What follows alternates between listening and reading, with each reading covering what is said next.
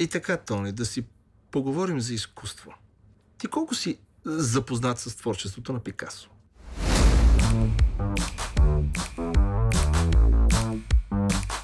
Българската следа се казва Мария Игнатова. Арлекинът е някъде скатан при нея.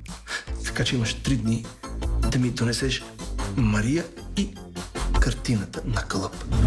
Буров е казал, че има 3 начина да забогатееш. Кражба, брак и наследство. Вече ти се връщаш, спамни стъпки вкъщи, пола лежиш, уморе. Гледаш филма с куче, с край благополучен. И така, всеки ден. Взел си заем от София. Това не е много добра идея. Сега ще разбереш какво е да се на дъното на хранителната верига. Брат ми, тази вечер тялото ми имаше екстремни нужди. Всеки ден, някъде напред, ти си устремен. И всички хора знаят, че ченгетата са тъпи.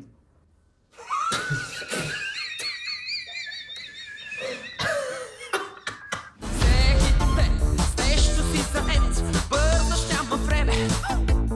That was Picasso. I want it. My father deserves it. And you? You're going to give it to me. Нещо си заед, бързаш, няма време. Всеки ден, някъде напред, ти си устремен.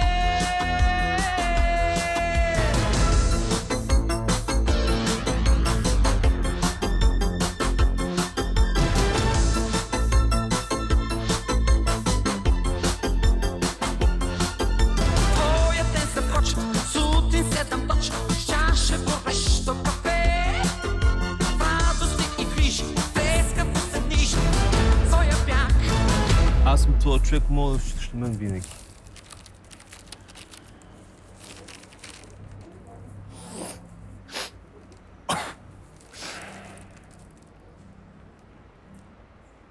Добре, спирам. От утре съм чист.